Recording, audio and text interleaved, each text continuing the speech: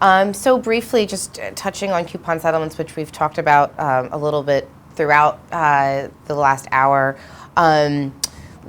As I mentioned earlier, coupon settlements can take various forms. They use the word coupon, but it's rarely getting a coupon in the mail these days. Usually you're looking at a discount, often a discount code to make a purchase online, in-kind compensation, which could be a free product of some sort that's just sent to you in the mail automatically. And it's essentially any settlement with some provision for a non-monetary compensation that has some sort of monetary value.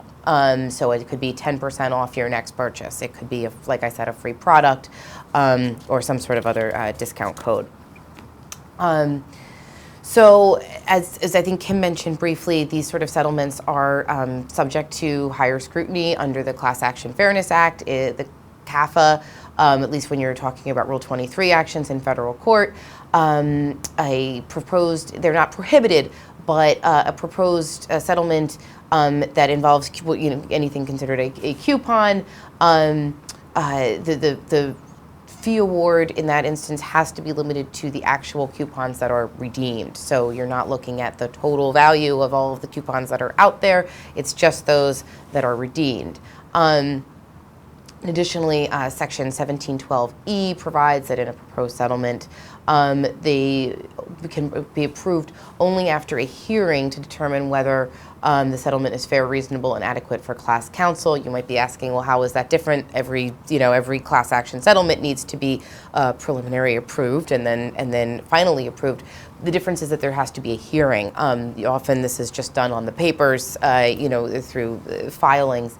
When you're talking about coupon settlements, there needs to be a hearing. And there's also just to briefly note, there's a sort of circuit split as to whether Section 1712 permits a district court to use the lodestar method to compensate class counsel when you're talking about a coupon settlement. The Seventh Circuit said that's okay. The Ninth Circuit disagrees. So it's important to, again, look at the law where you are, but keeping in mind it's not clear, and this is a developing area of the law for sure. What are the advantages of coupon settlements?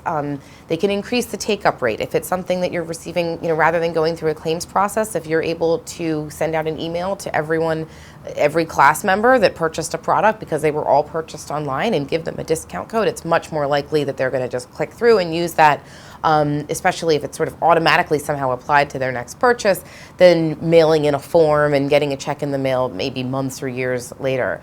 And it also can secure significant value for a class as a whole in cases where they may not have received anything else otherwise. In a case where there aren't particularly weak claims, or it's a very small per client or per class member damages that you're just talking about, these give them something. When the argument is, if you would otherwise have nothing, a 10%, 5% discount even on a relatively small purchase price item is better than nothing. So, and there's several factors that courts look at that make them more likely to approve a coupon settlement. They're listed here. Generally, it's what you would expect.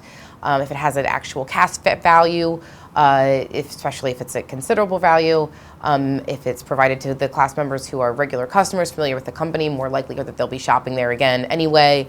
Freely transferable, so if you could pass it along to someone the way you would money, that's obviously always preferable. And then not having an expiration date and being able to be used for any product as opposed to just sending a replacement of the product at issue.